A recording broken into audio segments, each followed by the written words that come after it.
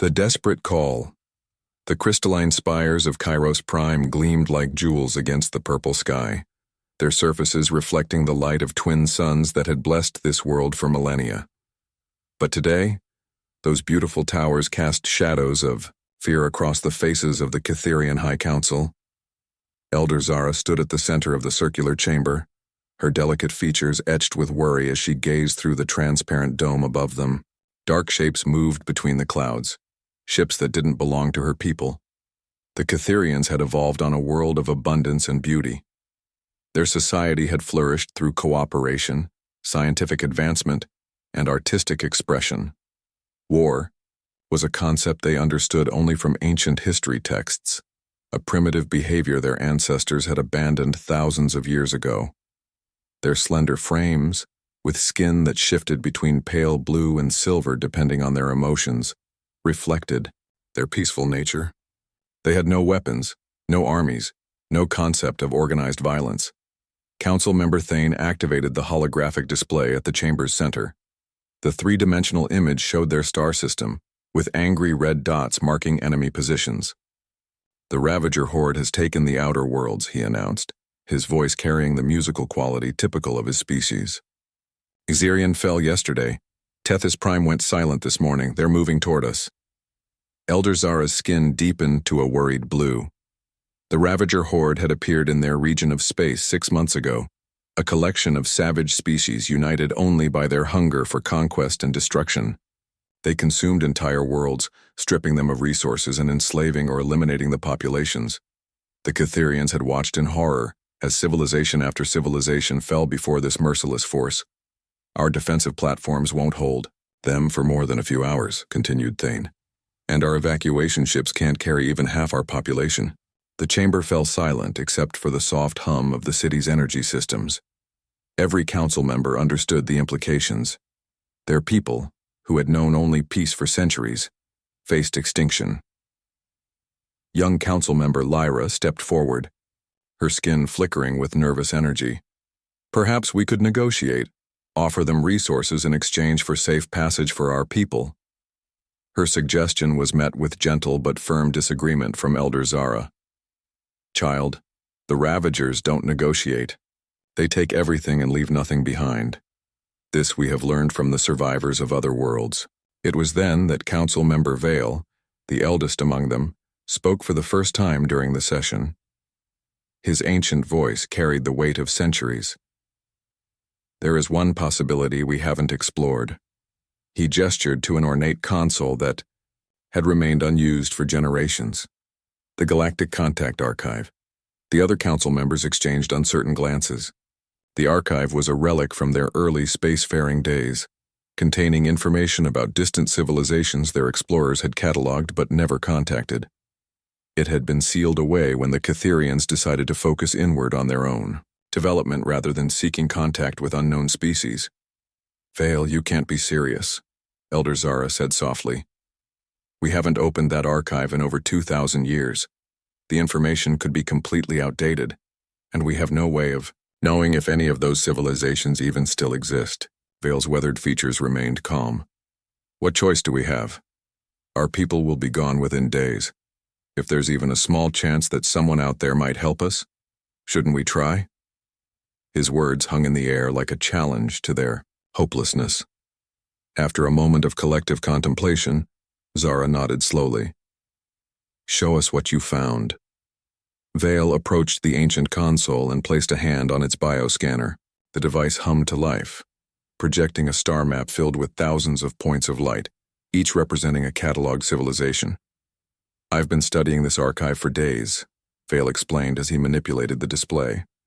Most of the species listed here are too far away or marked as potentially hostile. But there's one entry that caught my attention. The display zoomed in on a small yellow star in a distant spiral arm. A world called Earth, inhabited by a species calling themselves humans. The entry data materialized in the air above them. The translation was rough, compiled from limited observation centuries ago, but several phrases stood out clearly. Highly organized society, advanced technology, extensive medical knowledge, and most importantly, known for humanitarian Aid efforts. Council member Thane leaned forward, studying the data. It says here they're located in the Milky Way galaxy. That's incredibly far from us. Even if we could contact them, how would they reach us in time? Vale manipulated the display further, revealing technical specifications that made several council members gasp. According to this, they've developed faster-than-light travel capabilities. More advanced than our own, actually. Elder Zara felt a flicker of hope for the first time in days. Humanitarian aid efforts. That could mean medical supplies, evacuation assistance, perhaps shelter for refugees. She looked around the chamber at her fellow council members. It's a desperate chance, but it might be our only chance. The decision was unanimous. Within an hour, the Catherians had activated their most powerful deep space communication array. The message they composed was simple and direct, translated into mathematical concepts and basic pictographs that any sufficiently advanced civilization should be able to interpret. To the people of Earth, the message began, "We are the Catherians of the Andromeda Galaxy. Our worlds are under attack by a hostile force called the Ravager Horde. Our people are dying, and we lack the means to defend ourselves. We have learned that your species provides humanitarian aid to those in need. We desperately request any assistance you can provide, medical supplies, evacuation support, or shelter for refugees. We are a peaceful people who have never known war, and we are facing extinction. Please help us." The transmission burst forth from Kairos Prime at faster-than-light speeds, carrying their plea across the vast emptiness between galaxies. As the communication array powered down, Elder Zara stood once again at the chamber's viewing dome. The dark shapes in the sky had grown larger and more numerous. "How long until they reach us?" she asked quietly. Thane consulted his instruments. 18 hours, perhaps 20 if our orbital platforms can slow them down. Zara nodded solemnly. "And how long for our message to reach Earth?" Vale performed quick calculations. If their technology is as advanced as the archive suggests, they should receive it within 6 hours. But even if they respond immediately, it would take time for any aid to reach us. As night fell over Kairos Prime, the Catherian population looked up at stars they had always seen as symbols of wonder and beauty. Tonight, those same stars seemed cold and distant, offering no comfort to a people who had never faced such darkness. Meanwhile, across the void of intergalactic space, their desperate message raced toward a small blue world, where humanity had spent decades preparing for exactly this moment, the day when someone would call for help from the stars. On Luna Station, orbiting Earth's moon, Admiral Sarah Chen was reviewing fleet deployment reports when the communication alert chimed. As the commanding officer of humanity's 3rd Expeditionary Fleet, she had spent the last 5 years preparing for humanity's eventual expansion beyond their home system. But this was different. This was first contact. The message translation took 3 hours, with humanity's best linguists and artificial intelligence systems working to decode the alien communication. When Admiral Chen finally read the translated plea, her expression hardened with determination. The Catherians weren't just asking for help, they were facing genocide. Chen immediately contacted Earth Command. Within 6 hours, the emergency session of the United Earth Military Council had reached a unanimous decision. Humanity would answer the call. The 3rd Expeditionary Fleet, consisting of 200 vessels including battleships, carriers, destroyers, medical ships, and support craft, would depart immediately for the Andromeda Galaxy. But there was a crucial misunderstanding in the translation. The Catherians had asked for humanitarian aid, a term that to them meant medical supplies and refugee assistance. To humanity, who had learned that sometimes the greatest humanitarian act was stopping those who caused the suffering, the term meant something entirely different. As the massive human fleet powered up their faster-than-light drives, Admiral Chen composed a response to the Catherian plea. "To the people of Kairos Prime, this is Admiral Sarah Chen of the United Earth Navy. We have received your distress call and are responding immediately. The 3rd Expeditionary Fleet is en route to your position. Help is coming. Hold on."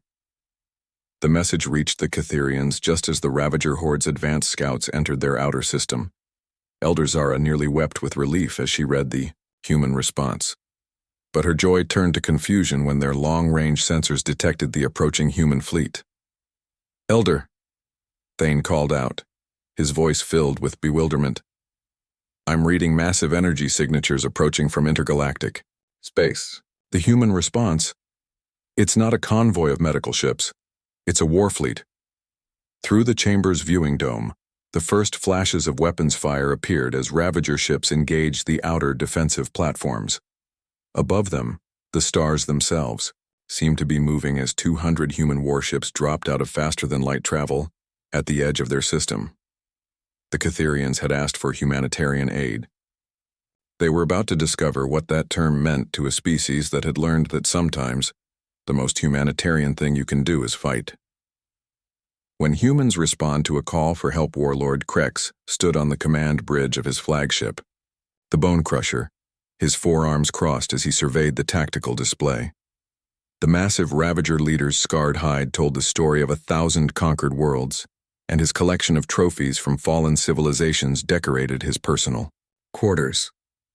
To him, the Catherians represented just another easy conquest in his horde's path of destruction. "The Crystal Dwellers are putting up no resistance," reported his tactical officer, a smaller Ravager whose spine-covered head constantly twitched with nervous energy. "Their defensive platforms are firing, but they're using stun weapons. They're not even trying to kill us." Krex laughed, a sound like grinding metal. "Peaceful fools. Their weakness will make this conquest swift.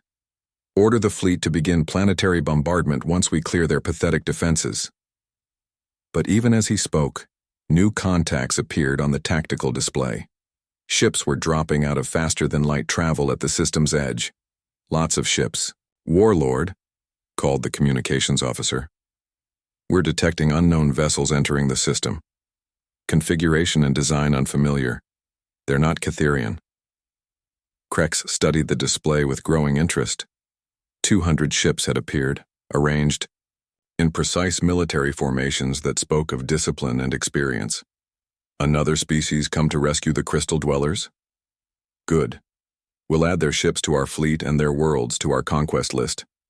On the bridge of the human flagship Valiant, Admiral Sarah Chen studied the tactical situation with the calm intensity that had made her one of Earth's most respected military leaders. The daughter of immigrants who had fled war on Earth decades earlier, she understood both the cost of conflict and the price of failing to act when evil threatened the innocent. "Status report," she ordered as her fleet settled into formation.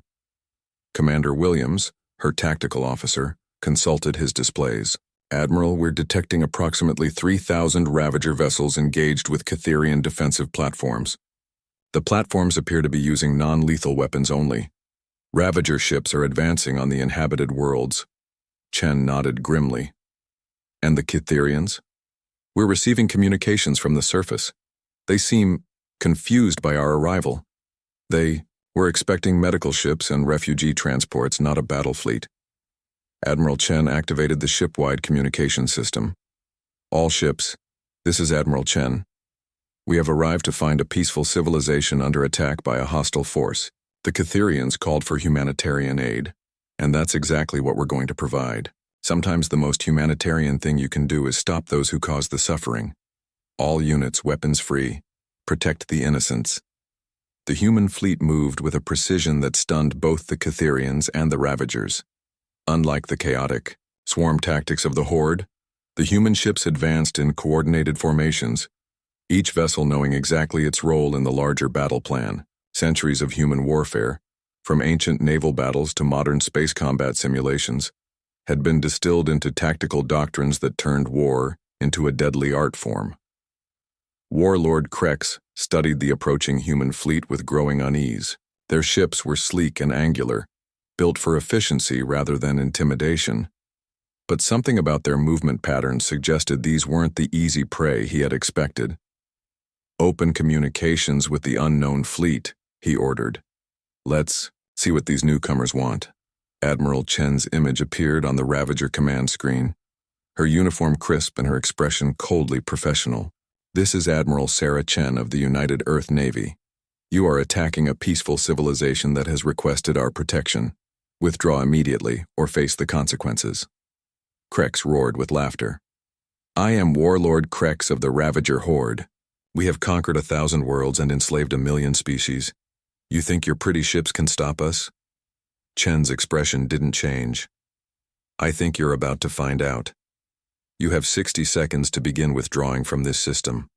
The Warlord's response was to order an immediate attack.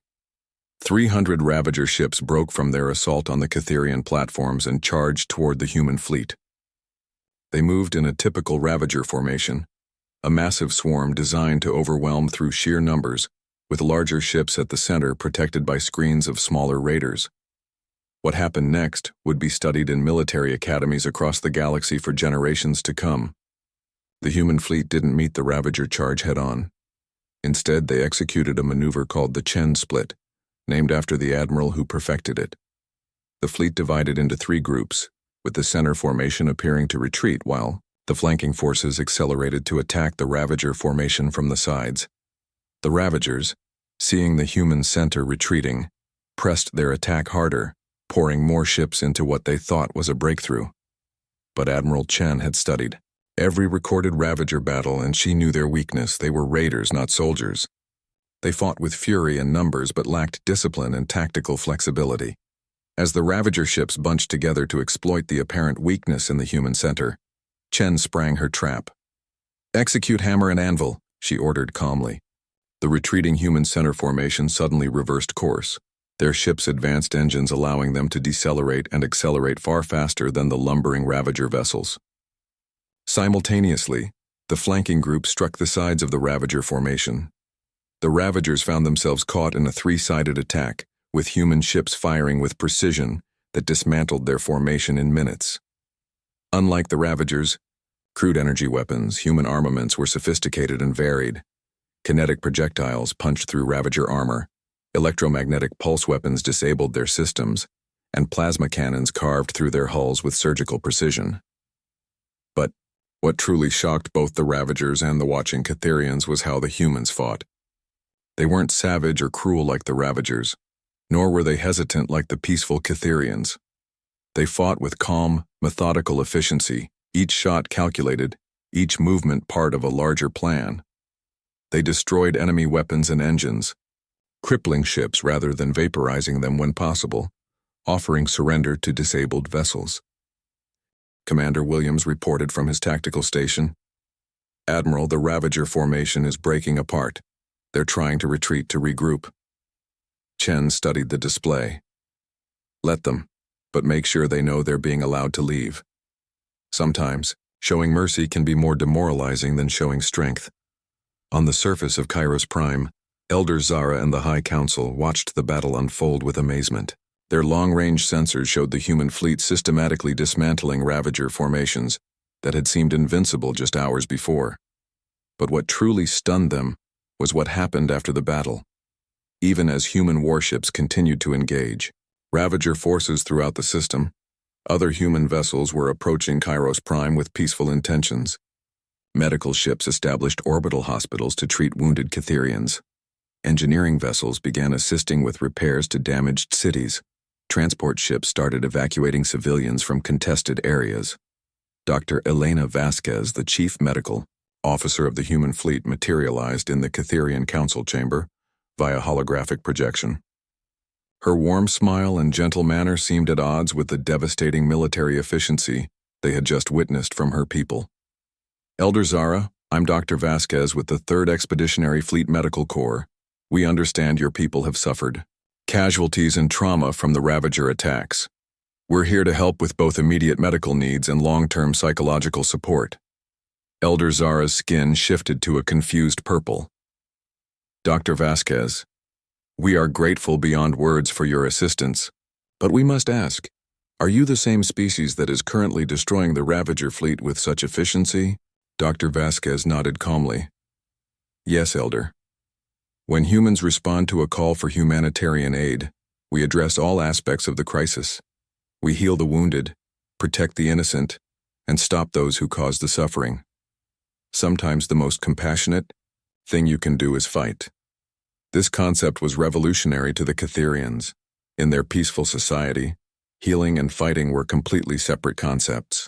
The idea that the same people who could wage war with such precision could also provide medical care with equal skill was beyond their understanding. As the days passed, the Catherians witnessed the full scope of human humanitarian aid. Marine Corps units taught Catherian security forces how to defend themselves, not through violence but through strength and preparation. Human engineers worked alongside Catherian builders to create defensive structures that could protect civilians. Psychologists helped traumatized Catherians process their experiences. But perhaps most importantly, the humans never once suggested that the Catherians should become warriors themselves. They respected the peaceful nature of Catherian society, while ensuring they would never again be helpless in the face of aggression. The final battle came when Warlord Krex, desperate to salvage something from his failed conquest, ordered a direct assault on Kairos Prime with his remaining forces. Admiral Chen met him in single-ship combat, her flagship against his, while the rest of her fleet systematically dismantled the remainder of the Ravager horde. The battle was over quickly. Human technology, tactics, and training proved superior, in every aspect. But it was what came after that truly defined humanity's response to the Catherian plea for help. As the last Ravager ships fled the system, Admiral Chen addressed both her fleet and the Catherian population. The immediate threat is over, but our mission isn't complete. We came here because you asked for humanitarian aid, and we intend to provide it in full. Over the following months, human ships remained in Catherian space, not as occupiers or protectors, but as partners. They helped rebuild damaged worlds, established trade relationships, and most importantly, created a mutual defense pact that would ensure the Catherians would never again face extinction alone. Elder Zara, now serving as the Catherian ambassador to Earth, updated their entry in the Galactic Contact Archive. Where it once read Earth, Humanitarian Aid Specialists, it now read Earth, Warriors who heal, Fighters who protect, Humans who answer when called. Word of humanity's response to the Catherian crisis spread throughout the galaxy. Soon, other species facing similar threats began sending their own desperate pleas to the small blue world in the Milky Way. Each time, Earth's response was the same. They came not just with medical supplies and refugee ships, but with the full might of their military, ready to fight for those who couldn't fight for themselves. The Catherians had asked for humanitarian aid. They received something far more valuable. They learned that sometimes the greatest act of compassion is the willingness to stand between the innocent and those who would harm them. And in humanity they found not just protectors, but partners, in building a galaxy where peace wasn't just the absence of war, but the presence of justice.